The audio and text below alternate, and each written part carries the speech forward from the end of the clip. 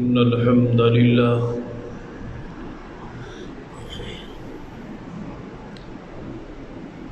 نحمده ونستعينه ونستغفره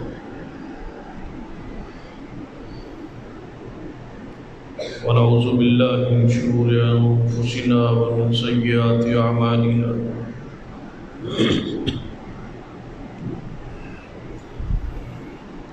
من يهد الله فلا مضل له ومن يضلل فلا هادي له أشهد أن لا إله إلا الله وحده لا شريك له وأشهد أن محمدًا عبده ورسوله أما بعد فإن خير الحديث كتاب الله وخير الهدي هدي محمد صلى الله عليه وآله وسلم وشر الأمور محدثاتها وكل محدثة بدعة وكل بدعة ضلالة أما بعد فأعوذ بالله السميع العليم من الشيطان الرجيم من همزه ونفخه ونفثه بسم الله الرحمن الرحيم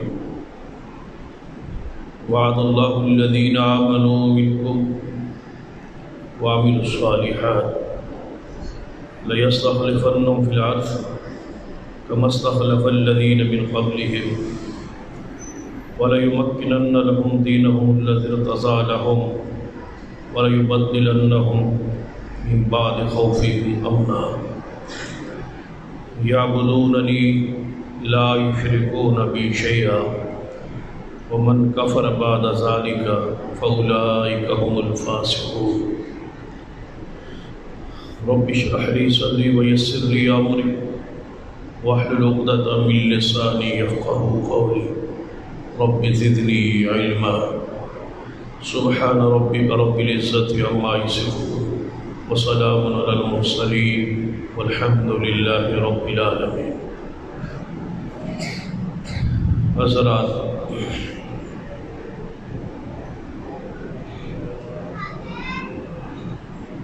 گزشتہ کئی خطبات کے اندر سیدنا ابو بکر صدیق رضی اللہ تعالی مقام فضیلت جو آپ کو حاصل ہے اس حوالے نال گفتگو دا ایک سلسلہ جاری ہے.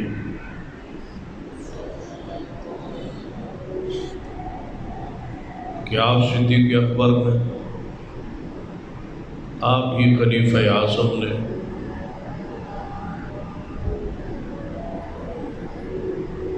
اور آپ ہی خلیفہ بلا فصل اور آپ ہی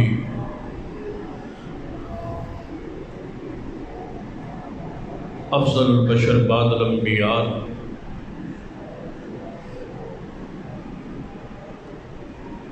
اس کے بارے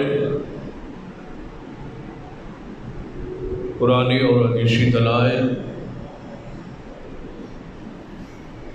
دا ایک سلسلہ چل رہا ہے اور بات جاری ہے.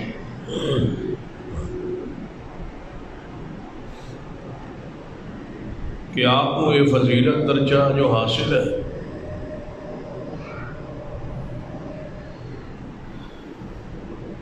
کہ آپ سارے انبیاء علیہ السلام تو بعد افضل ترین شخصیت، آپ کا درجہ انبیاء علیہ السلام تو بعد، لیکن پھر آپ جیسا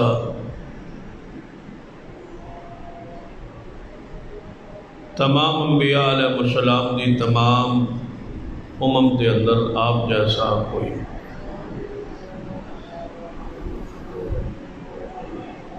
اور جو دلائل موجود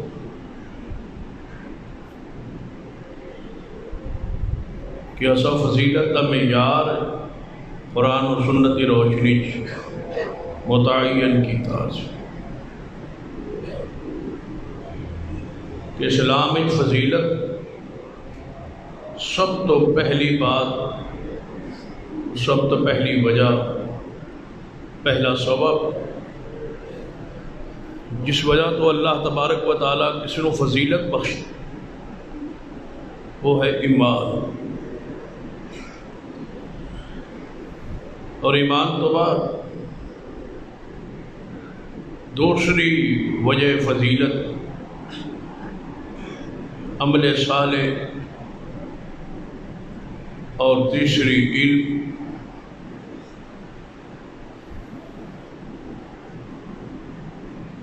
اور چوتھی وجہ فضیلت جو ہے جتنا انسان دریا دل ہوگا، اللہ کی راہ میں مال خرچ کرے گا، قربانی دے، ایسے شخص کو اسلامی فضیلت آج ان اوصاف کی روشنی اگر دیکھا جائے اور دل وچ عدل موجود ہو، کوئی خاص دل و دماغ ذہن نظریہ سوچ نہ بھری ہوئی ہو، اور صرف دلائل کی بنیاد پہ فیصلہ کرنے کا انسان عادی ہو، مسلکی اپنا کوئی فکری تعصب دل و دماغ غالب نہ ہوئے، تو ہر فطرت سلیم جو ہے اس بات کی گواہی دے گی کہ افضل ترین شخصیت سیدنا ابو بکر صدیق رضی اللہ عنہ۔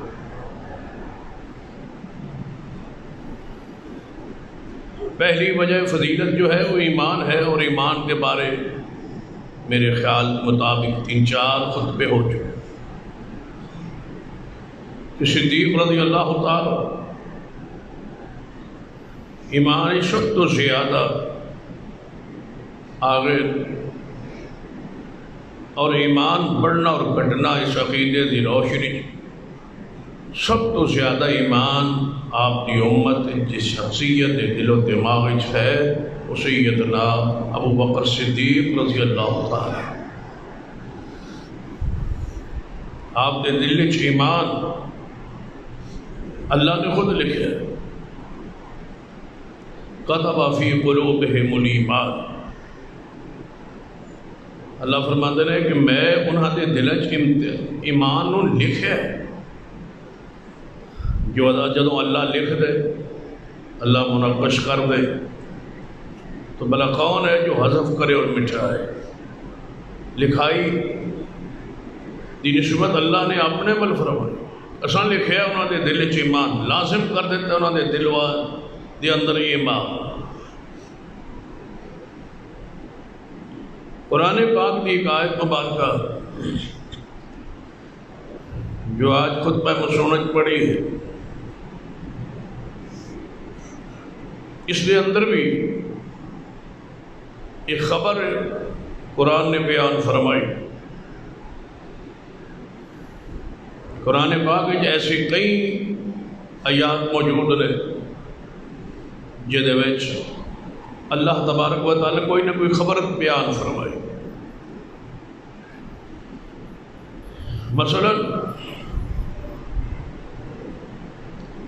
ایک وقت آیا سی کہ روم مغلوب ہو گیا سی، سورۃ الروم قرآن ہے، تو صحابہ کرام نو پریشانی لا، کیونکہ اس کے مقابلے سلطنت ایران سی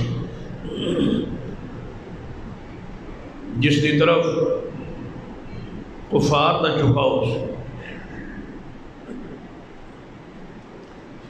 دوسری طرف سلطنت روم سی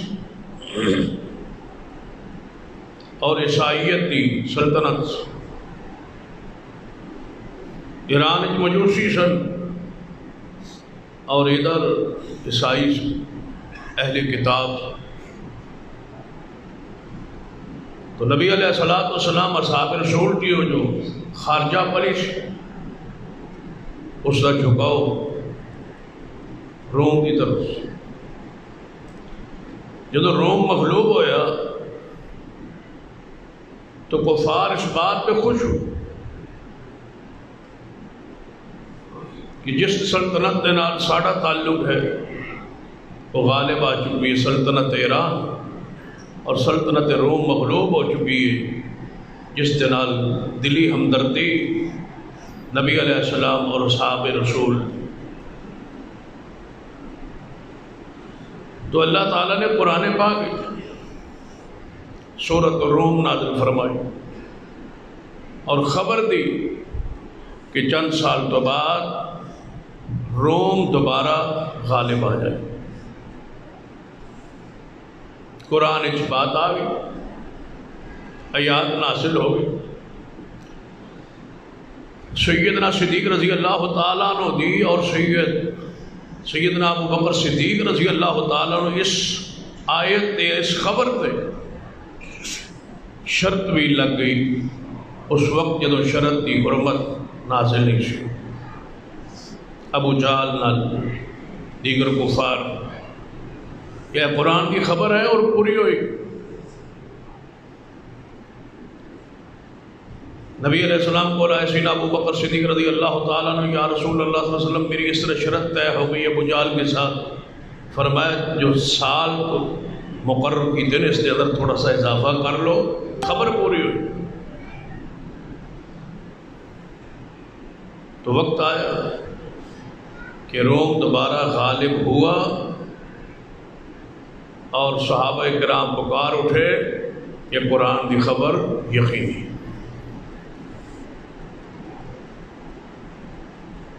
قرآن پاک اس طرح کی بہت ساری آیات، مثلا رب نے فرمایا ما کان محمد ابا احد من رجالکم، تم میں سے کسی کے باپ نہیں ہے محمد صلی اللہ علیہ وسلم۔ پھر آپ کے بیٹے بچپن میں ہوئے اور فوت، خبر تھی قرآن کی ایسا ہی۔ تبت یدا ابی لہب وتب ما اغنی عنہ مالہ وما کسب۔ ابو لہب کے بارے میں خبر دی اور اس کی بیوی بارے خبر دی۔ دیکھا دنیا نے کہ ایسا ہی انجام ہوا جیسے قرآن میں خبر موجود ہے۔ ابو لہب اور اس کی بیوی کا انجام ویسے ہوا جیسے قرآن۔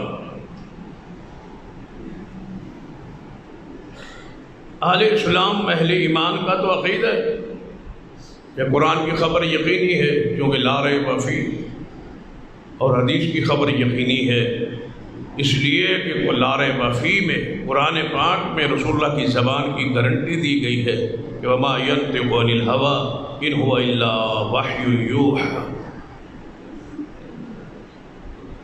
جس طرح ایک خبر واقعات جس طرح میں اس وقت اشارہ اس طرح کے واقعات بہت سارے حدیث موجود۔ ایک لمبی فہرست ہے کہ آپ نے بعض علاقہ کے بارے جو خبر دی وہ پوری ہوئی، آپ نے بعض شخصیات کے بارے میں جو خبر دی وہ پوری ہوئی، بعض قبائل کے بارے میں جو کہا وہ ہوا۔ ایسی خبروں کا ذکر قرآن بھی ہے اور حدیث اندر بھی ہے۔ تو قرآن پاک کی یہ خبر ہے جو اس وقت آج کے خطبے اندر زیر باس نبی رحمت صلی اللہ علیہ وسلم موجود نے، اصحاب رسول موجود نے، خبر دی گئی قرآن سے۔ اللہ نے اپنے وعدے دی، بشارت دی، فرمایا وعد اللہ الذین آمنوا منکم وعملوا الصالحات۔ اللہ نے وعدہ کیا ہے، سورۃ النور ہے، اس آیت کی روشنی صدیق کی شان کو، مقام کو، ایمان کو سمجھ، اور تقریباً ہر خطبہ جمعہ میں 1 2 3 آیات قرآن پاک سے میں پڑھ رہا ہوں۔ جب سے صدیق کے فضائل کے خطبات شروع، جس کے اندر یہ اشارہ یہ صراحت موجود ہے کہ صدیق کی ایمان کی گواہی خود رب دے رہا۔ کیا ضرورت ہے کہ لوگ اس کو مومن کہیں جس کو رب خود مومن کہہ رہا ہے؟ لوگوں کی گواہی دی وہ شخصیت تو محتاج ہی نہیں ہے کہ کوئی اس کو مومن کہے تو تب مومن ہے، کوئی مانے تو تب مومن ہے۔ صدیق وہ مومن ہے جس کو رب نے مومن کہہ دی، کسی کی تعدیل کا محتاج نہیں ہے صدیق، کسی کی گواہی کا محتاج نہیں ہے ابو بکر صدیق۔ قرآن اور حدیث میں واضح دلائل موجود ہیں کہ صدیق صاحب ایمان۔ تو قرآن پاک کی آیت نے ذرا پڑھی، وعد اللہ الذین آمنوا منکم وعملوا الصالحات۔ اللہ کا وعدہ ہے کن کے ساتھ؟ آمنو، ان کے ساتھ جو ایمان لے آئے، جو مومن ہیں۔ اللہ مومنوں کے ساتھ وعدہ کر رہا ہے۔ یا اللہ کون سے مومن؟ 15ویں صدی، 14ویں صدی، 13ویں، 12ویں، 11ویں صدی کے لوگوں کے ساتھ، یا کن لوگوں کے ساتھ اس قرآن کی اس آیت میں خبر ہے؟ فرمایا منکم۔ جب رسول اللہ نے آیت پڑھی ہوئے گی، نازل ہوئی ہوئے گی، تو منکم ہم تو نہیں تھے، 12ویں 13ویں صدی کے لوگ تو نہیں تھے۔ سامنے کون تھے؟ مصطفیٰ کے صحابہ ہی تھے۔ یہ کیویں ہو سکتا ہے جن سے منکم کہے وہ تو مصداق نہ ہوں، اور تیسری اور چوتھی صدی والے کہیں کہ منکم کے اندر ہم داخل؟ آج کے لوگ، کل کے لوگ، پچھلی صدی کے لوگ کون کہ منکم کے اندر ہم داخل ہیں، اور کوئی نقلی عقلی منطقی فلسفی ایسی دلیل نہیں ہے جو بندہ یہ کہہ سکے کہ اس میں وہ نہیں ہے جن کے سامنے رسول اللہ نے پڑھا تھا وعد اللہ الذین آمنوا منکم۔ قرآن پاک کے اندر ایک خبر موجود ہے کہ اللہ نے وعدہ کیا ہے مومنوں سے۔ کون سے مومن؟ منکم، جو تم میں سے ہے، ساروں کے ساتھ نہیں، تم میں سے بعض مومنوں کے ساتھ اللہ نے وعدہ کر۔ دوسری وصف، ایک وصف تو ہے کہ آمنو، جو ایمان لے آئے، منکم، تم میں سے، اور دوسرا وصف یہ ہے وعملوا الصالحات، جن کے اعمال بھی اچھے، جن کے اعمال سنت کے مطابق، جو اللہ اس کے رسول کی رضا کے مطابق عمل کرنے والے لوگ ہیں، تم میں سے مومن ہیں اور نیک۔ مومن فاسق نہیں، مومن فاجر نہیں، مومن بدکاروں کے ساتھ نہیں، مومن وہ وعملوا الصالحات تواڈے وچوں ہوئے تے ہوئے مومن تے ہوئے عمل صالح کرنے والا۔ اللہ وعدہ کرتا ہے۔ اللہ جی کون سا وعدہ؟ لَيَسْتَخْلِفَنَّهُمْ فِي الْأَرْضِ، ہم ضرور بر ضرور خلافت دیں گے، زمین میں خلافت دیں گے، كَمَا اسْتَخْلَفَ الَّذِينَ مِنْ قَبْلِهِمْ، جس طرح ان سے پہلے لوگ جو پہلی امتوں میں گزرے، جس طرح ان کے ساتھ وعدہ تھا تو ہمارے ساتھ بھی وعدہ ہے۔ لیکن شرط یہ ہے کہ ہوئے مومن، اور دوسری شرط کیڑی ہے کہ ہوئے نیک۔ تو اللہ وعدہ کرتا ہے کہ زمین میں خلافت دے۔ یہ وعدہ صحابہ کرام کے ساتھ۔ ہن اس آیت نو صحابہ کرام پڑھ رہے، خبر ہے لیکن ہجے پوری نہیں ہوئی۔ رسول اللہ نے پڑھی، صحابہ نے پڑھی، پوری نہیں ہوئی۔ جس دن مثلا کوئی شخص، استاد اعلان کرے سکول میں، کالج میں، یونیورسٹی میں، مدرسے میں کہ میں وعدہ کرتا ہوں جو فرسٹ آئے گا جس کے اندر اتنے نمبر ہوں اس کو یہ انعام ملے. پوری کلاس کسے نہیں پتا یہ کس کو ملے. اعلان عام ہے.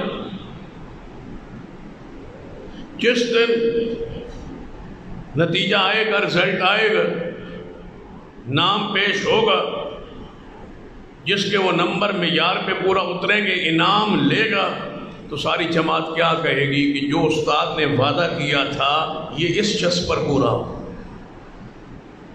اللہ کا وعدہ تھا کہ خلافت ملے.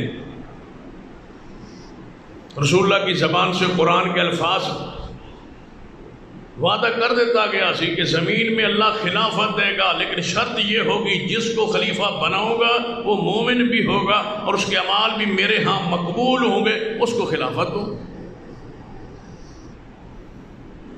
خلافت کس کے بعد ملنی تھی؟ محمد مصطفیٰ کے بعد. جب رسول اللہ دنیا سے گئے، اب صحابہ انتظار میں ہے کہ یہ آیت کا مصداق کون ہے جس کو خلافت ملے، کون ہے جس پر یہ خبر اترے پوری ہو، کون ہے جو اس خبر کا مصداق ہے. 1.25 لاکھ 1.5 لاکھ صحابہ منتظر ہے کہ آج جو بنے گا اس پر یہ قرآن کی آیت فٹ ہو.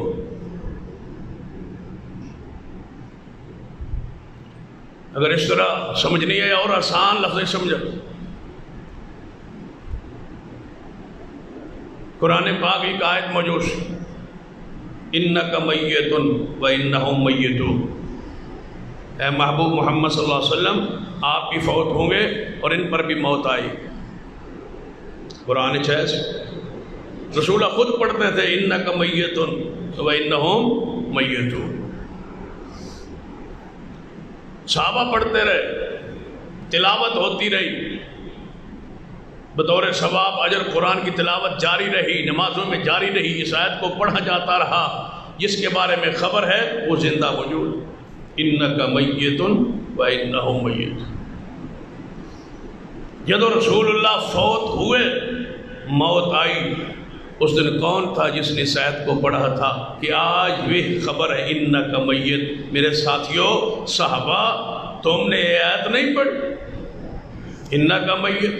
ہم پڑھتے نہیں تھے، ہم مانتے نہیں تھے، تو پھر کیوں کہتے رسول اللہ فوت نہیں ہوئے؟ آج وہ بات پوری ہو گئی جو رب نے قرآن میں کہہ دی. اسی طرح وعد اللہ الذین آمنوا منکم وعملوا الصالحات، یہ آیت تھی، پڑھی جا رہی تھی، صحابہ پڑھ رہے تھے، تلاوت ہو رہی تھی، نمازوں میں پڑھی جا رہی تھی. سورہ نور کی یہ آیات جو قیامت تک پڑھی جا رہی ہے، ان آیات میں یہ آیت بھی ہے.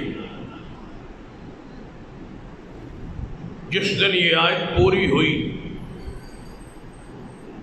اِنَّكَ مَيِّتٌ پوری ہوئی، تو صدیق نہیں منوایا کہ یہ آیت پوری ہو گئی. اب صدیق کی ذات پر خود آیت پوری ہو رہی ہے. قرآن خبر تے موجود. آج صدیق کے ہاتھ پر جب بیعت ہوئی تو سارے صحابہ یہی کہہ اٹھے کہ یہ وہ آیت تھی جس کے مصداق سب سے پہلے کون تھے؟ ابو بکر صدیق. لَيَسْتَخْلِفَنَّهُمْ فِي الْأَرْضِ، زمین میں ضرور خلافت دیں گے. تو مل گئی خلافت صدیق. جب مل گئی تو خبر کن کے ساتھ تھی؟ مقید، عام خبر نہیں تھی کہ صحابہ میں سے پوری دنیا میں سے کسی کو خلافت ملے گی، جس کو بھی مل جائے گی جیسا بھی ہوگا. نہیں، تعین تھا، تخصیص تھی کہ جس کو ملے گی اس میں ایمان بھی ہوگا اور عمل صالح بھی ہوگا.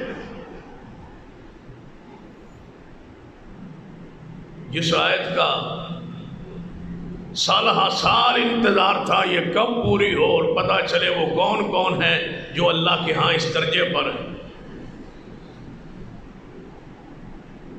تو جب وہ آیت پوری ہو گئی تو ایک گروہ پکار اٹھا، صدیق میں مومن بھی نہیں ہے نعوذ باللہ، اور صدیق عمل صالح بھی نہیں کرتا، تم سچے ہو یا قرآن سچ؟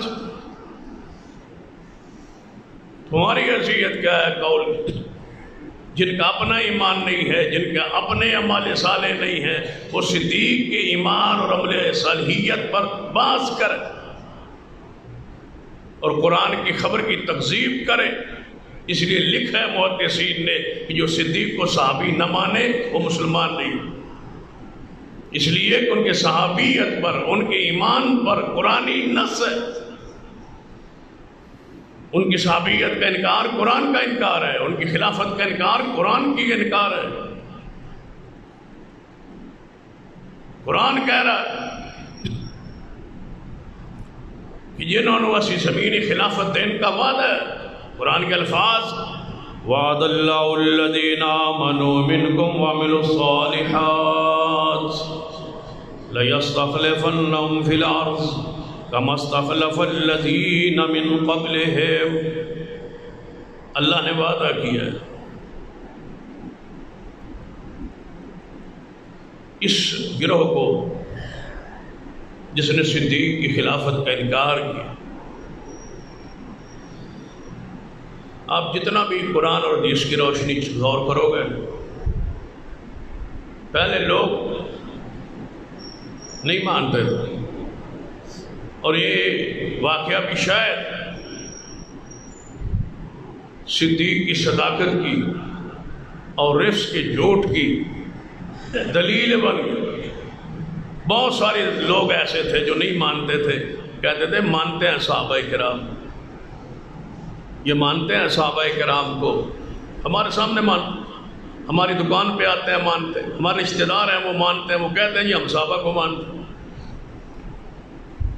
یہ میرے ساتھ دوستی ہے، میرے ساتھ تعلق ہے، ہمارا کاروبار ساج ہے۔ وہ بڑا ہے تو شیعہ، لیکن ہمارا پڑوسی ہے، ہمارا ساتھی ہے، ہمارا دوست ہے، ہمارا کاروباری ہے، ہمارے ساتھ اٹھنا بیٹھنا ہے، اس نے کبھی گستاخی نہیں کی، وہ مانتا ہے صحابہ کرام۔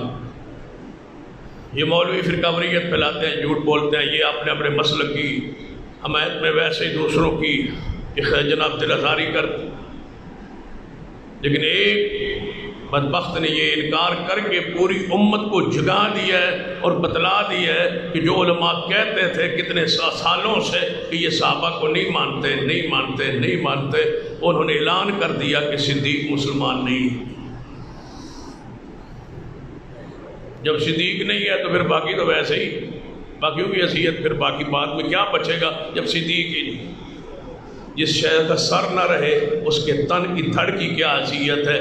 اگر ساری امت ایک تن ہے تو صدیق اس کا سر ہے۔ سر کاٹا گیا ہے صحابیت،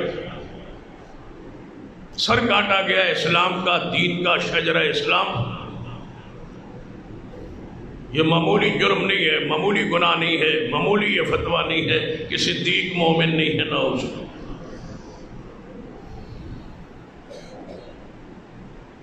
یہ ایسا گورکھ دھندا ہے مذہب، اس پر جتنا غور کر۔ پچھلی رات ہی میں طلباء سے عشوئی اجلاس میں یہ بات کر رہا تھا کہ آپ اس کو سمجھنا چاہیں گے تو سمجھ نہیں پائیں گے، یہ ایسا گورکھ دھندا ہے یہ گروہ اور یہ مکتبہ فیک۔ کسی بندے سے آپ بات کر لیں، وہ آپ کو اپنا مذہب سمجھا نہیں سکے گا، آپ سمجھنا چاہیں گے تو سمجھ نہیں پائیں گے۔ ہمارے پاس کوئی آئے تو ہمیں کیا مانیں؟ بھائی ہمارے ساتھ ملنا ہے، چلنا ہے، تو ہم کہتے ہیں کہ اللہ وحدہ لا شریک، اللہ کی عبادت ہے وہ معبود۔ بھائی تمہارا مسلک اور کیا ہے؟ بھائی ہم کہیں گے اس کے بعد رسالت ہے کہ اللہ کے نبی آئے، انبیاء آئے، رسول آئے، وہ معصوم تھے، گناہوں سے پاک تھے، یہ ان کا درجہ تھا، یہ مقام تھا، وہ بندہ سمجھے۔ بھائی اس کے بعد کیا ہے؟ بھائی اس کے بعد آخرت ہے، قیامت ہے، یہ ایمانیات ہیں، یہ عقائد ہیں، یہ اسلام ہے، یہ دین ہے۔ سمجھنا سمجھانا آسان ہے، ان کے پاس بیٹھ جائیں۔ اس لیے تو یہ بات چھیڑتے ہیں کبھی باغ فتح کی چھیڑ دیں گے، کبھی صحابہ کے ایمان کی چھیڑ دیں گے، کبھی قلم دباغ والی وہ روایت چھیڑ دیں گے۔ اپنے عقائد، اپنے مذہب، اپنے جو ارکان مذہب ہیں انہوں نے نہیں سمجھا کہ وہ سمجھا ہی نہیں پاتے۔ مثلا آپ کسی کے پاس بیٹھے، واہ بھائی اپنا مذہب سمجھے، وہ کہے گا ہم اللہ کو مانتے، جی اللہ کو مانتے۔ بھئی تمہارا مذہب قبول کرنا چاہتے ہیں، کوئی اور سمجھاؤ کیا ہے تمہارا مذہب؟ رسولوں کو مانتے ہو، جی رسولوں کو مانتے۔ رسولوں کے بعد کس کو مانتے ہو؟ جی ہم اماموں کو مانتے، امامت کو مانتے۔ رسالت کے بعد کیا ہے؟ امامت، امامت کو مانتے ہیں۔ اچھا رسول کون ہوتا ہے، امام کون ہوتا ہے؟ ذرا فرق کرو۔ رسولوں کے بعد جو امامت کو مانتے ہو، رسول اور امامت میں فرق کیا ہے؟ واضح کرو، رسول کون ہوتا ہے، امام کون ہوتا ہے؟ کہیں گے پہلا امام سیدنا علی ہیں اور وہ رسولوں سے افضل ہے، ہم رسولوں کو مانتے ہیں، امامت کو مانتے ہیں۔ رسالت کے بعد امامت ہے، امامت رسولوں سے افضل ہے۔ رسالت کے بعد امامت ہے، امامت رسولوں سے افضل ہے۔ رسالت کے بعد امامت ہے۔ سمجھ لو، سمجھا نہیں سمجھ آ پائے گی، اس لیے تو فضول باتوں پہ آتے ہیں، ایسی ایسی بات پہ آئے مرزین اور گفتگو کر لوں کہ محمد صلی اللہ علیہ وسلم کے بعد کوئی آخری نبی، اس پر بات کرتے کرتے وہ کہیں گے عیسیٰ علیہ السلام فوت ہو گئے، یہ زندہ ہے، اس پر بات ایسی الجھائیں گے، نہ سمجھیں گے نہ سمجھا پائے۔ مرزے پر گفتگو کر لو، نہیں کریں گے۔ عیسیٰ علیہ السلام کے فوت ہونے پر نعوذ باللہ یا آسمان پہ زندہ ہونے پر جو مسلمانوں کا عقیدہ ہے اس پر بات کریں گے۔ کہاں عیسیٰ، کہاں مرزا، مرزے پر گفتگو ہو، نبوت مرزے کی ثابت کر رہے ہو، بعد عیسیٰ ابن مریم کی کر رہے ہو۔ یہاں بھی یہی حالت کہ ہم توحید کے بعد رسولوں کو مانتے ہیں، رسولوں کے بعد اماموں کو مانتے ہیں۔ امام کون ہوتے ہیں؟ وہ رسولوں سے افضل ہے۔ جب رسولوں سے افضل ہے تو پھر رسولوں کے بعد کیوں مانتے ہو؟ پہلے مانو۔ یہ کہا ہے کہ افضل کو جو ہے مفضول کو پہلے مانو، افضل کو بعد میں مانو۔ رسولوں پہ وہی آتی ہے، جی آتی ہے۔ اماموں پہ آتی ہے، جی آتی ہے۔ رسولوں کو اللہ مقرر کرتا ہے، جی اماموں کو اللہ مقرر کرتا ہے، جی اللہ مقرر کرتا ہے۔ فرق کیا ہے؟ وضاحت نہیں ہو، کوئی فرق بھی تو واضح ہو نا۔ وہ معصوم ہے، جی معصوم ہے، امام معصوم ہے۔ فرق واضح کر، رسول کون ہوتا ہے، امام کون ہوتا ہے۔ یہ ایسا گورکھ دھندا ہے، سمجھ نہیں پاؤ، پھر بات کر لو۔ بھائی اسلام میں سچ ہے، سچائی ہے، صداقت ہے۔ اسلام کہتا ہے سچ بولو تو جھوٹ نہ بولو۔ بھائی سچ کے نو آتے ہیں، جھوٹ کے نو آتے ہیں، سمجھو۔ وہ کہیں کہ سچ یہ ہوتا ہے، جھوٹ یہ ہوتا ہے۔ پھر کہو ایک تقیہ ہے تمہارے مذہب کا حصہ، جی جھوٹ اور تقیہ میں فرق کیا ہے؟ سارا رات دن چلتے رہیں گے، جھوٹ اور تقیہ میں فرق نہیں واضح ہو۔ سچ کی سمجھ آ گئی، جھوٹ کی بھی سمجھ آ گئی۔ جھوٹ اور تقیہ کون سمجھائے کہ دل میں کچھ اور ہو، باہر کچھ اور ہو، اس کو کیا کہتے ہیں؟ زبان پہ کچھ اور ہو، دل میں کچھ اور ہو، اس کو کیا کہتے ہیں؟ جھوٹ۔ تقیہ کس کو کہتے ہیں؟ جھوٹ اور تقیہ میں فرق کر کے دکھا۔ اس کے بعد کہیں گے قیامت، قیامت ہے، بس قیامت آئے گی، بندہ مر جائے گا، اٹھے گا، قیامت والے دن اٹھے گا، فیصلہ ہوگا۔ نہیں جی، اس سے پہلے ساری دنیا ایک دفعہ واپس آئے گی۔ اس کو عقیدہ رجت کہتے ہیں، شیعہ کی زبان۔ سینا علی بھی پہلے آ جائیں گے، سارے پہلے آ جائیں گے، ایک دفعہ پہلے آئیں گے، پھر قیامت آئے گی۔ قیامت کب آئے گی؟ قیامت سے پہلے کیا ہوگا؟ جی سارے اٹھ کے پھر دنیا میں آئیں گے، پھر کیا ہوگا؟ پھر قیامت آئے گی۔ قیامت سے پہلے کیا ہوگا؟ کہ قیامت آئے گی۔ نہ قیامت سمجھ آئے نہ رجت سمجھ آگے سمجھ آ جائے گی، لیکن زنا اور متے میں فرق کیا ہے؟ سمجھ نہیں آئے۔ ساری زندگی سمجھتے ہیں کہ زنا کیا ہے اور متا کیا ہے، اس میں فرق واضح کر۔ پاک دامنی ہے جو بدکاری نہ کرے، زنا ہے جو بدکاری کرے، لیکن زنا نہیں ہے، حرام ہے، لیکن متع حلال ہے۔ متع کیا ہے؟ زنا اور متع میں فرق کیا ہے؟ بس فرق کوئی نہیں ہے۔ یعنی ایسا مذہب ہے، ایسا دھندا، اس کو سمجھا لو، نہیں سمجھ آتا۔ ہم سمجھتے ہیں کہ یہ چند مسائل ہیں، بس خلافت کا مسئلہ ہے، یا قلم دوات کا مسئلہ ہے، یا باغ فتح کا مسئلہ ہے، یہاں دھیر نگری ہے، یہاں روشنی ہے ہی کوئی نہیں، دھیر نگری ہے۔ تو انہوں گل سمجھ آ جائے بڑی آسانی نہ، کوئی مصیبت آوے، دکھ آوے، پریشانی آوے، اکا جو آنسو گر پیندے تو سمجھ آ جائے، آسان مسئلہ ہے نا۔ پر دکھ آئی ہے، مصیبت کیوں رو رہا ہے، کیوں یہ رو رہا ہے؟ یہ مصیبت آئی، تکلیف آئی، دکھ آیا، تائیں دے جکھا جو آنسو گر دے۔ تو 1400 سال بعد ہر سال تے ہر مہینے ارادتاً متعین ایام، بالکل طے شدہ ایام، طے شدہ وقت کے اندر رونا، یہ تو انہوں سمجھ نہیں آئے کہ 11 محرم تک روئیں گے، پھر بس اگلے سال انشاءاللہ پھر 1 محرم نے شروع کرا۔ یہ کیا ہے؟ مصیبت آئی، رونا آ گیا، سمجھ آ گئے، مصیبت آئی، اکھا جو آنسو گر پہ، سمجھ آ گئی، بھائی باپ 10 محرم گزر گئی ہے، بند کر دو، اگلے سال 1 محرم نے پھر رونا شروع کرا گا۔ یہ کیا ہے؟ یہ طے شدہ رونا، ضابطے کے ساتھ رونا، تاریخ طے کر کے رونا، عین وقت پہ رونا، جب دوران مجلس بتی بند ہو اس وقت رونا، یہ کمال ہے نا، ہر بندے کے پاس کی بات ہی۔ کہاں یاد آ گئے مولانا ابو السلام محمد صدیق جامع علمیہ والے سرگودوی رحمۃ اللہ، ان کی قبر پہ کروڑوں رحمت ہے۔ یہ بات میں نے خود ان سے سنی، میرے استاد ہیں، میں ان کے پاس کچھ اسباق پڑھے، وہ بات یہ بیان کر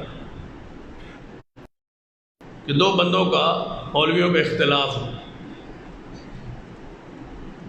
تھا، اختلاف کے دوران نماز کے طریقے پر اختلاف تھا۔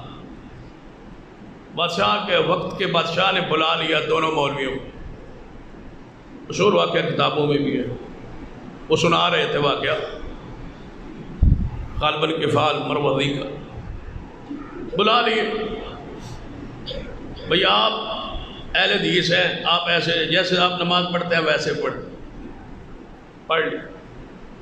دوسرا فقہ حنفی سے تعلق رکھتا تھا، فرمایا آپ نے قرآن حدیث کی روشنی میں جیسے نماز ہے ویسے نہیں، جیسے تمہاری فقہ کہتی ہے ویسے ہو بہو آپ نے نماز پڑھ لی، پوری فقہ کے مطابق، پہلے حدیث کے مطابق، اب فقہ کی روشنی میں نماز پڑھ کے سمجھائے، فقہ حنفی کی روشنی۔ اس نے جیسے فقہ میں روایات تھی ویسے وضو کیا، ویسے نماز شروع کی۔ اور فقہ کا ایک مسئلہ ہے کہ آخری تشہد کے اندر اگر سلام پھیرنے سے پہلے ہوا کا اخراج ہو جائے، وضو ٹوٹ جائے، یا جان بوجھ کے ہی وضو بندہ توڑ دے، ہوا جان بوجھ کے خارج کرے تو نماز ہو جاتی۔ فقہ کا مسئلہ تان کے طور پہ نہیں کہہ رہا، ایک مسئلہ بات سمجھا رہا۔ اس نے ایسے ہی نماز پڑھی اور جب سلام پھیرنے سے پہلے ہوا کا زوردار آواز اخراج کیا اور کہتا ہے میری نماز فقہ کی روشنی میں مکمل ہو۔ اب بتاؤ دونوں میں نماز صحیح کس کی ہے؟ ایک سالس کہنے لگا مجھے یہ فقہ حنفی والی جو نماز ہے نا یہ پسند آئی۔ اس نے کہا اس کی وجہ ہو سکے عین سلام سے پہلے ہوا کا آنا بھی تو کمال ہے، عین جب سلام سے پہلے پوری قوت سے اس نے ہوا کا اخراج کیا ہے، یہ عین موقع پہ جو ہوا آئی ہے لگتا ہے اللہ کے ہاں یہی قبول ہے۔ عین موقع پر رونا یہ بس کی بات نہیں ہے، یہ کمال ہے۔ یعنی جس کو سمجھنا چاہو گے تو سمجھ نہیں پاؤ گے، لیکن اگر صرف قرآن حدیث پہ غور کرو گے تو صدیق کی صداقت روشنی ایسی روشن ہے کہ سورج کی روشنی بھی اس کے مقابلے میں کوئی حیثیت نہیں رہا۔ صدیق کی صداقت اور ایمان اور خلافت پڑھ لے حدیث پاک. بھلا اس سے واضح حدیث کیا ہو سکتی کہ میرے تواڈے محبوب جناب محمد صلی اللہ علیہ وسلم نے ارشاد فرمایا میرے صحابہ میرا دل کرتا سی میں ابو بکر اور اس کے بیٹے عبد الرحمن کو بلاؤں. میرا جی کرتا تھا میں ابو بکر اور ان کے بیٹے عبد الرحمن کو بلاؤں اور لکھ دوں. کیا لکھ دوں؟ کہ میرے بعد میرے نائب میرے خلیفہ ابو بکر ہوں گے. میں یہ لکھوانا چاہتا ہوں. میری خواہش ہے، چاہت ہے، تمنا ہے کہ کوئی اور بندہ نہ کہے کہ میں حقدار ہوں، میرا حق بنتا ہے، میں خلیفہ بننا چاہتا ہوں. کوئی کہہ نہ اٹھے میرا دل کرتا ہے میں ابو بکر کے بارے میں لکھ دوں. پھر ساتھ ہی فرمایا یا اللہ یدفع المومنون. چلو رہنے دیتے ہیں، اللہ انکار کرے گا اور مومن انکار کر دیں گے. مومن نہیں پسند کریں گے کسی کو سوائے ابو بکر کے. اور پھر ویسے ہوا جیسے محمد مصطفیٰ نے فرمایا. ایک بات بڑی سادہ جی کہنے لگا تاکہ ہر عامی خاص بندے دے زیر گلے بیٹھ جائے. صدیق کی خلافت.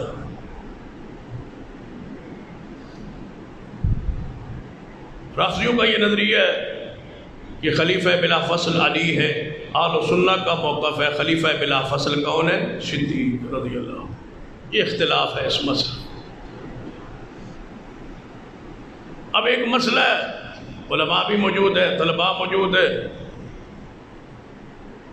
ذرا اس روشنی میں ذرا غور کیجیے. ایک مسئلہ تقدیر ہے. حدیث ہے جامع ترمذی میرے تواڈے محبوب جناب محمد صلی اللہ علیہ وسلم نے فرمایا اللہ نے سب کچھ لکھ دیا تھا. جب اللہ نے قلم کو پیدا کیا تو قلم سے فرمایا اکتب لکھ. قلم کہہ دیا اللہ میں کیا لکھوں؟ فرمایا جو کچھ آج تک میرے صحابہ ہو چکا اور جو قیامت تک ہوئے گا وہ سب کچھ اللہ نے لکھوا دیا. بخاری میں حدیث ہے اللہ نے کتاب لکھی جو اس کے پاس عرش پہ موجود ہے. اس کتاب میں سب کچھ لکھا ہوا ہے. اس کا علم ہے، اس کے علم کے کامل ہونے کی دلیل ہے کہ جو کچھ قیامت تک ہوگا وہ اللہ نے لکھ دیا ہے اپنے علم کے اظہار کے لیے کہ فرشتوں دیکھو میرا علم کتنا کامل ہے. جو میں نے دنیا بنانے سے پہلے لکھا تھا دنیا میں وہی کچھ ہوا ہے. اس کے علم کا اظہار. اب ایک گروہ کہتا ہے خلیفہ علی کو ہونا چاہیے تھا رضی اللہ تعالیٰ.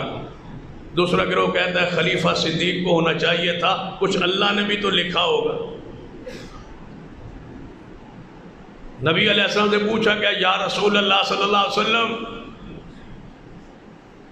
آپ کو کب پتا چلا کہ آپ اللہ کے نبی ہیں؟ آپ کب سے نبی ہیں؟ آپ نے فرمایا ابھی آدم علیہ السلام پیدا ہی نہیں ہوئے تھے، میں اللہ کے ہاں آخری نبی لکھا ہوا تھا. یعنی رسول اللہ پیدا نہیں ہوئے، انبیاء پیدا نہیں ہوئی، اللہ کے ہاں کیا لکھا ہوا تھا کہ آخری نبی کون ہوگا؟ محمد صلی اللہ علیہ وسلم. پھر کون بنا؟ پھر بنا کون؟ محمد صلی اللہ علیہ وسلم ہی بنا، کیونکہ اللہ نے یہی لکھا تھا، یہی ہوا.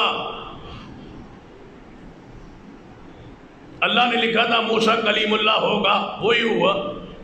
اللہ نے لکھا تھا ابراہیم خلیل اللہ ہوگا، وہی ہوا. اللہ نے لکھا تھا ابراہیم آگ میں جائیں گے پھر باہر نکلیں گے ہم بچائیں گے، یہی لکھا تھا. جو لکھا تھا وہی ہوا. آج بھی بریلوی دیوبندی اہل حدیث شیعہ کوئی بھی ہو جس سے جو مصیبت دکھ آئے اس کے پاس جائے تو وہ یہی کہتا ہے بس جو لکھا سی جو مل، ایسے ہی اس نے لکھا ہو، بھائی اللہ کی مرضی یہ ہو، بس یہ اس نے ایسے ہی لکھا ہو. تو جب اللہ نے لکھا کہ پیغمبر کے بعد خلیفہ کون ہوگا تو اللہ نے تو لکھا ہوگا علی. توجہ کریں، اللہ نے کیا لکھوایا ہوگا؟ علی. کیونکہ رسول اللہ لکھوانا چاہتے تھے، لکھوان سکے، اعلان کرتے رہے، اعلان ہو گیا تھا، خلیفہ بن گئے تھے، وصی وہ تھے، رسول اللہ فرما چکے تھے. بعد میں صحابہ نے چھین لی نا خلافت. لکھا ہوا تو آسمان پہ علی ہوگا. کوئی مجھے ہمیں سمجھا دے کیا لکھا تھا آسمان پر؟ آسمان پر لکھا علی تھا، بن کون گیا صدیق؟ یا یہ مان لو کہ جو اس نے لکھا وہ نہ ہوا؟ وہ کیسا رب ہے؟ آدم کو جو لکھے وہی ہو، ابراہیم کے بارے میں جو لکھے وہی ہو، آسمان کے بارے جو لکھے وہ ہو، زمین کے بارے جو لکھے وہ ہو، جنت کے بارے جو لکھے وہی ہو، جہنم کے بارے جو لکھے وہی ہو، تمہارے بارے ہمارے بارے جو لکھے وہی ہو، پوری دنیا کے بارے جو لکھے وہ ہو۔ رب کی پوری مخلوق میں صرف ایک مسئلہ ایسا ہوا، لکھا علی کو بنا صدیق۔ یا یہ مان لو کہ اللہ لکھتا رہا، رسول اللہ کہتے رہے، لیکن نہ ہوا جو اس نے لکھا تھا، جو اس نے طے کیا تھا۔ تقدیر کا علم تو کسی کو نہیں ہے، لیکن زمین پہ جب تقدیر واقع ہو تو دنیا کہہ اٹھتی ہے کہ ایسا ہی لکھا تھا۔ یا یہ کہہ دو کہ اللہ نے علی کو لکھا تھا، آسمان پہ علی لکھا ہوا تھا، لوح محفوظ پہ علی لکھا ہوا تھا، رب کی کتاب میں علی لکھا ہوا تھا، بنا صدیق ہے۔ یا یہ مان لو کہ اللہ بھی یہی کہتا ہے کہ محمد کے بعد صدیق ہے، رسول اللہ بھی یہی کہتا ہے کہ محمد کے بعد صدیق ہے، مومن بھی یہی کہتے ہیں محمد کے بعد صدیق ہے۔ صرف دنیا میں رافضی ہیں جو مصطفیٰ کے بعد علی کو کہتے ہیں۔ اب بتاؤ آپ کس کے ساتھ ملنا چاہتے ہیں؟ نہ رب کی لکھت پہ فیصلہ ہوا، نہ رسول کے اعلان پہ تمہارا دل راضی ہوا، نہ مومنوں کی بیعت پر تمہارا دل راضی ہوا۔ بتاؤ تم راضی کس بات پر ہو؟ کوئی طریقہ بدلا دو کہ تو انہوں کو راضی کری۔ رب نے تو لکھا صدیق کو، اس پہ تو تم راضی نہیں ہو۔ اور وہی آیا یاد رکھی نبی علیہ السلام کہ اپنے دور میں نبی علیہ السلام کے پاس عورت آئی، حدیث بخاری میں مشہور حدیث ہے، یا رسول اللہ صلی اللہ علیہ وسلم میرے ساتھ تعاون کیجئے، میں غریب عورت ہوں، مسکین عورت ہوں، بیت المال سے مجھ سے تعاون کیجئے، بیت المال سے میں کچھ چیز دیجئے۔ نبی علیہ السلام نے فرمایا اس وقت بیت المال میں کچھ نہیں، خالی پڑا ہے بیت المال، کیا دوں آپ کو؟ کہتی ہے کیا حکم ہے؟ فرمایا تو چلی جائے اس وقت، پھر کسی وقت آنا، اور بیت المال میں کوئی چیز آ جائے گی میں دے دوں گا۔ عورت کہنے لگی یا رسول اللہ صلی اللہ علیہ وسلم میں دوبارہ آ جاؤں گی کوئی بات نہیں، لیکن اگر میں آواں اور تسی دنیا جی موجود نہ ہو، یہ تو اللہ کے پتہ ہے نا کہ کب موت آ جائے، کب دنیا سے اٹھا لی جائے، آپ یا میں۔ اگر آپ دنیا میں موجود نہ ہوں تو پھر رسول اللہ کو کیا فرمانا چاہیے تھا؟ پڑھ لو اس عورت کو، یہ وہاں پڑھ لگتی ہے، کہتی ہے میں فوت ہو جاؤں گا، یہ کون ہوتی ہے میں مجھے فوت کرنے والی؟ ایسا نہیں فرمایا، فرما تو چلی جا واپس، پھر آنا۔ یا رسول اللہ اگر آؤں اور آپ نہ ہوں تو نہ پاؤں آپ کو، پھر فرما میں نہیں ہوں گا تو بیت المال کا وارث میرا صدیق ہوگا، صدیق کے پاس آ جانا۔ چاہیے تھا رسول اللہ کسی اور کا نام لیتے، نہیں لیا۔ رسول اللہ بولتے وہی تھے جو اللہ وہی کرتا تھا۔ اللہ نے وہی علی کے نام کی کہ علی کے پاس آنا، رسول کی زبان سے صدیق نکلا ہے۔ وما ينطق عن الهوى کا معنی سمجھا دو ہمیں کہ نہیں بولتے اپنی مرضی سے، کس کی مرضی سے بولتے ہیں؟ رب کی مرضی سے۔ فرما تو جا واپس آنا تو صدیق کے پاس آ جانا۔ پڑھ لیجئے، یہ جو نبی علیہ السلام نے اپنی بیماری میں صدیق کو کہا جماعت کروائے، یہ ویسے ہی کہہ دیے۔ اٹھائیے حدیث، نبی علیہ السلام نے فرمایا امامت تم میں سے وہ کروائے جس کے پاس قرآن کا علم زیادہ ہو۔ یا رسول اللہ اگر علم قرآن میں سارے برابر ہو، پھر فرمایا پھر جماعت وہ کروایا کرے جس کے پاس سنت کا علم زیادہ ہو۔ یا رسول اللہ اگر سنت کے علم میں برابر ہو تو پھر فرمایا پھر جماعت وہ کروائے جنہیں ہجرت پہلے کی ہو۔ یا رسول اگر ہجرت کے اندر برابر ہوں، فرمایا پھر جماعت وہ کروائے جس نے اسلام پہلے قبول کیا ہو۔ چار صفات ہیں، قرآن کا علم، حدیث کا علم، سنت کا علم، ہجرت میں سبقت پہل، اور ایمان میں پہل. آج رسول اللہ بیمار ہے، رسول اللہ کے مصلی پہ کون جائے؟ جو قرآن کا عالم زیادہ ہو، اگر برابر ہے تو سنت کا عالم زیادہ ہو، اگر برابر ہے تو ہجرت جس نے پہلے کی ہو، ہجرت میں برابر ہے تو اسلام جس نے پہلے قبول کیا ہو. آج پیغمبر بیمار ہے، اس پہ اپنی شرائط کے تحت بیان کردہ صفات کے تحت آپ نے جس چیز ہستی شخصیت پر نظر انتخاب ڈالی ہے، فرما مرو ابا بکر فلیصلی بالناس، صدیق کو محمد کے مصلی پہ جماعت کروائے. کیوں؟ اس لیے کہ قرآن کا عالم بھی صدیق سب سے بڑا ہے، سنت کا عالم سب سے بڑا صدیق ہے، ہجرت میں سب سے پہلے صدیق ہے، اور اسلام قبول کرنے میں بھی سب سے پہلے صدیق ہے. تب فرما مرو ابا بکر فلیصلی بالناس. سیدنا عمر رضی اللہ تعالیٰ حدیث کے راوی ہیں، فرماتے ہیں کہ نبی علیہ السلام ایک قبیلے کے آپس میں جھگڑا ہوا، اختلاف ہوا. آپ کو پتہ چلا زور کے وقت کہ فلاں قبیلے کا آپس میں جھگڑا ہوا، اختلاف ہوا. رسول اللہ فرماتے ہیں میں جا رہا ہوں صلح ہو کے، میں وہاں جا رہا ہوں صلح ہو کے. بلال کو بلایا، اے بلال. جی یا رسول اللہ. فرمایا میں جا رہا ہوں فلاں قبیلے کی صلح کے لیے، ہو سکتا ہے واپسی میں تاخیر ہو جائے، لیٹ ہو جائے اور میں نماز عصر پہ نہ پہنچ پاؤں. یا رسول اللہ حکم کیا ہے؟ فرمایا جب عصر کا وقت ہو نا تو پھر میرا انتظار نہ کرتے رہنا، اذان کہہ دینا، اقامت کہہ دینا، اور ابو بکر کو کہہ دینا کہ وہ محمد کے مصلی پہ جماعت کروا لے.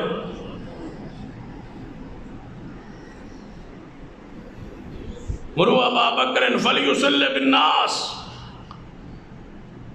نبی علیہ السلام خود ایک دفعہ اپنا خواب بیان کیا.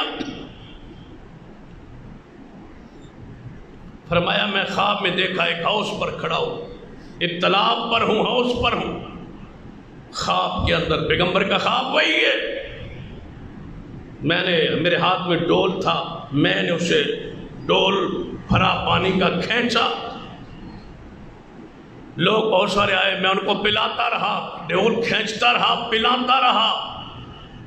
جب مجھ پر کچھ تھکاوٹ سی محسوس ہوئی نا تو خواب کے اندر میرے پاس صدیق آ گئے. انہوں نے میری تکلیف کو، پریشانی کو، تھکاوٹ کو محسوس کیا تو مجھے تھوڑا سی مدد سہارا دینے کے لیے ڈول مجھ سے لے لیا.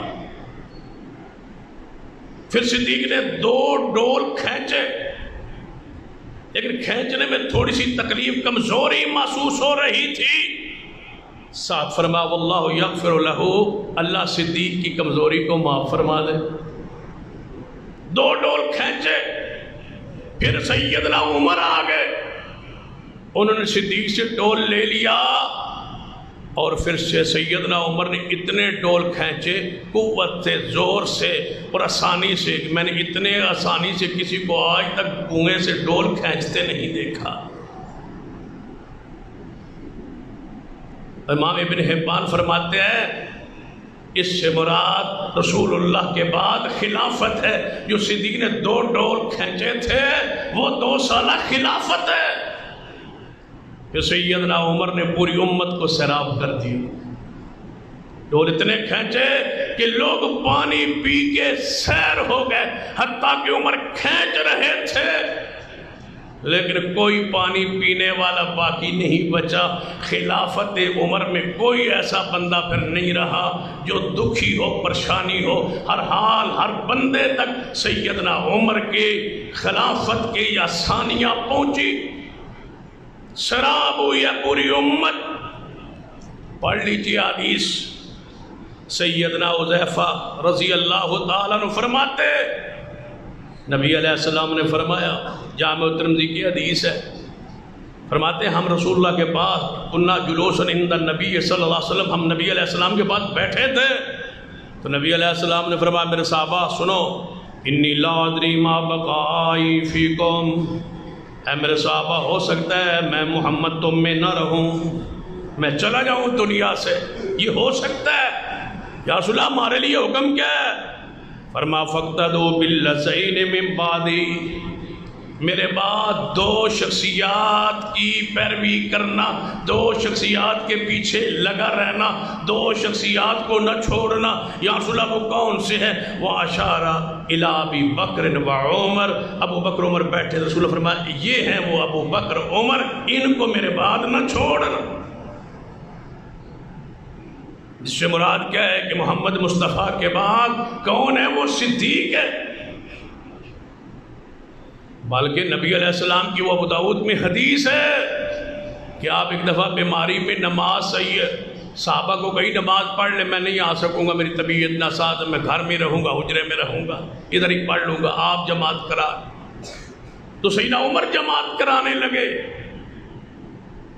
رسول اللہ کو آواز اندر گئی تکبیر کی، وہاں سے اٹھے اور کھڑکی کھول کے فرمایا ابو بکر کہاں ہے؟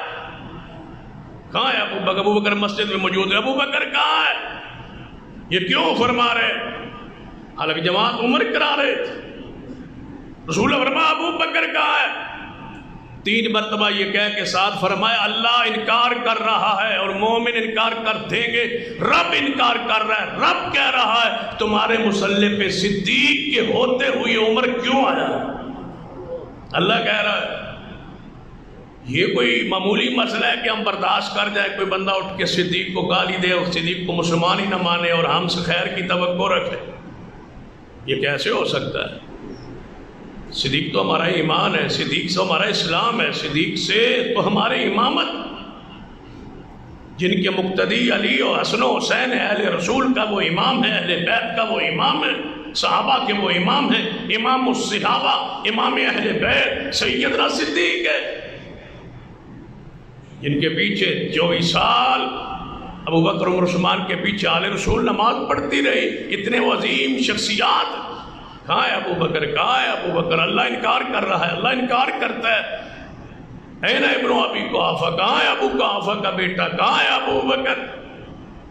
سلام پھر گیا، پھر ابو بکر آئے، فرمایا یا رسول اللہ حکم، فرمایا کہاں تھے تم؟ یا رسول اللہ تاخیر ہو گئی، فرمایا جاؤ دوبارہ جماعت کرواؤ، جاؤ، نماز پڑھی جا چکی ہے، رسول اللہ تمہارا نماز پڑھوا رہے ہیں کہ نہیں عمر نہیں کرا سکتا جماعت۔ جب عمر نہیں کرا سکتا اور شخصیت کون ہے؟ جہاں ابو بکر ہو کوئی وہاں جماعت کرے۔ ایک ہی ہستی ہے، جب صحیح محبوب تشریف لے آئے تھے بیماری میں، صدیق نے پیچھے ہٹنا چاہا، رسول اللہ فرمایا رک جاؤ اپنے مصلی پہ۔ سلام کے بعد پوچھا ابو بکر جب میں آیا تھا تو آپ پیچھے کیوں ہٹے تھے؟ فرمایا یہ کیسے لائق ہے ابو قحافہ کے بیٹے کے لیے کہ میرا محمد آئے اور میں مصلی پہ کھڑا رہوں؟ جس طرح رسول کے ہوتے ہوئے کوئی جماعت نہیں کرا سکتا، اسی طرح صدیق کے ہوتے ہوئے محمد کی امت پہ پھر کوئی اور امام نہیں ہو سکتا۔ یہ صدیق کو یہ اعزاز حاصل ہے۔ جب خلیفہ بنے نا، خلیفہ بنے تو سیدنا عمر نے کیا فرمایا تھا؟ خطبہ دیا سیدنا عمر نے، فرمایا لوگوں سنو، انصاری کہتے ہیں امیر ہم میں سے ہو، مہاجرین کہتے ہیں ہم میں سے ہو، اور میں تجھے کہتا ہوں وہ کون تھا جس نے رسول اللہ صلی اللہ علیہ وسلم نے مصلی پہ اپنی زندگی میں کھڑا کیا تھا؟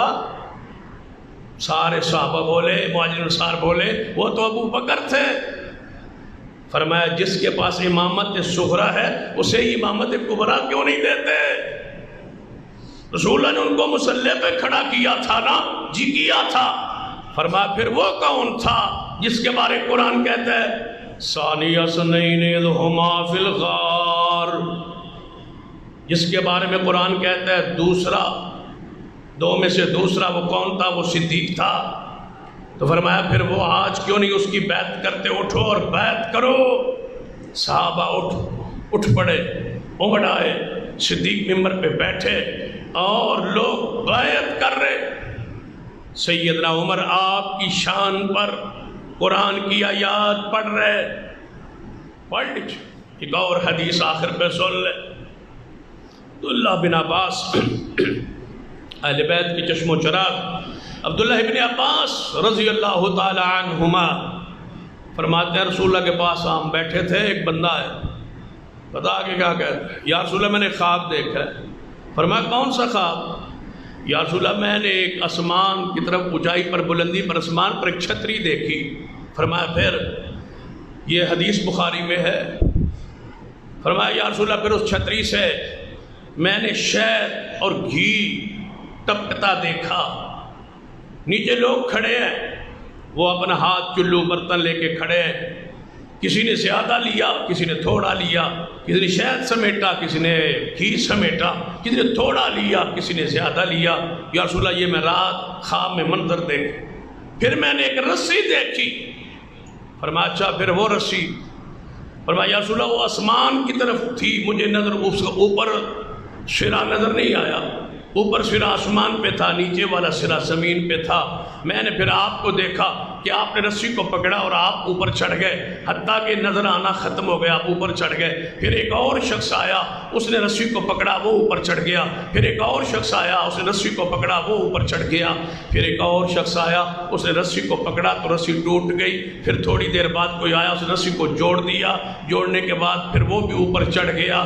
یا رسول اللہ یہ مجھے خواب آیا. اس کے بعد میں جاگ گیا. اس کی تعبیر کیجئے. صدیق پاس بیٹھے تھے. فرمایا یا رسول اللہ میں تعبیر کروں؟ فرمایا ہاں آپ تعبیر کریں. فرمایا چھتری سے مراد جو ہے نا وہ اسلام ہے، اور اس سے مراد کو جنا نیچے جو اتر رہا ہے اس سے مراد قرآن کی مٹھاس ہے.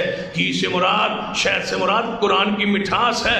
اس کے بعد وہ رسی، اس سے مراد میں تو سمجھتا ہوں کہ اسلام ہے، اور اسلام کی رسی کے ساتھ آپ اوپر چڑھ رہے ہیں. پھر دوسرا کوئی چڑھ رہا ہے، پھر تیسرا، پھر چوتھا، پھر رسی ٹوٹی ہوگی، پھر جڑ گئی ہوگی.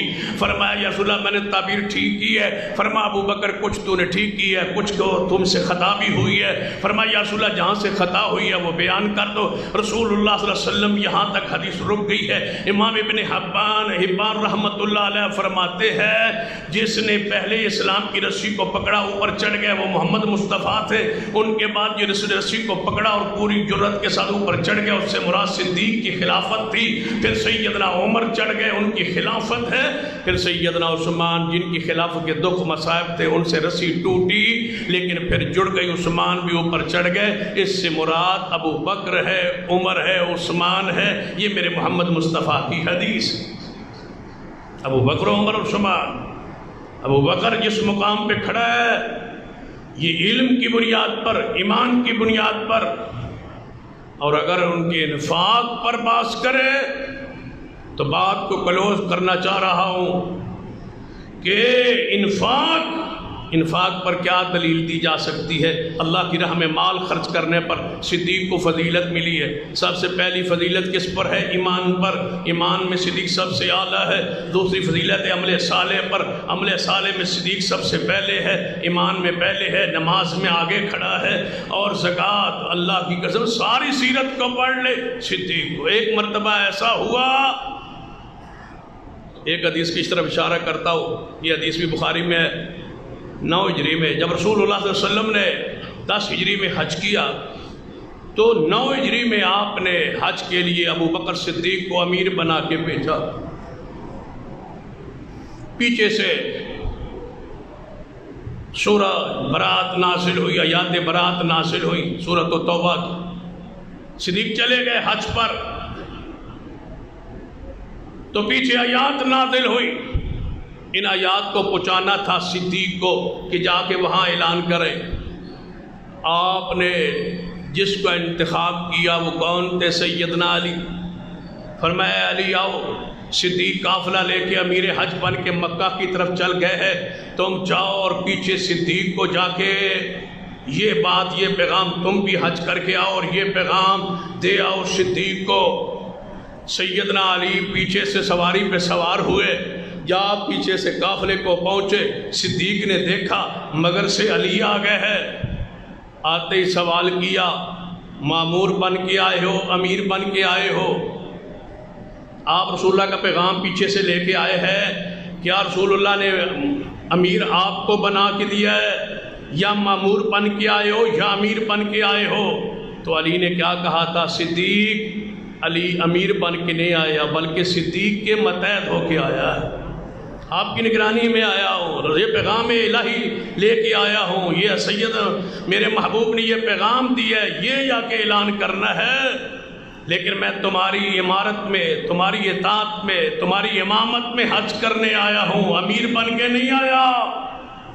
اور یہاں ایک عالم نے بڑی پیاری بات لکھی، فرماتے ہیں یہی موقع تھا کہ نبی مدینے میں تھے، صدیق کہاں تھے؟ مکہ میں، حج کے لیے چلے گئے، علی مدینہ میں رہے۔ تو لوگ کہہ سکتے تھے حج کا ایک لمبا سفر ہوتا ہے، صدیق چلے گئے تھے، پھر وہاں سے آئے، اتنے دن لگ گئے ہوں گے، 1.5 مہینہ 2 مہینے لگ گئے ہوں گے جاتے ہوئے آتے ہوئے، لہٰذا سیدنا علی سے کوئی راز و نیاز کی باتیں کر لی ہوں گی۔ اس حالات میں، اس واقعات میں اللہ کا امر دیکھیے، جب صدیق مدینے سے نکل چلے، آسمان سے وہی آ گئی، محبوب صدیق نہیں ہے تو علی کو بھی پیچھے بھیج دو۔ علی پیچھے، صدیق کی امامت بھی ہے، صاحب کی فضائل ہیں، لیکن جو درجہ ہے، جو مقام ہے، اس کا انکار نہیں ہو سکتا۔ پڑھ لیجئے محدثین کرام کے اقوال، محدثین کا منہج، پوری امت کا اتفاق و اجماع کہ صدیق محمد مصطفیٰ کے بعد، نبیوں کے بعد افضل ترین شخصیت ہے اس امت میں۔ اللہ ہمیں صدیق سے صحیح معنوں میں محبت نصیب فرمائے۔ اقول قولی ھذا واستغفر اللہ لی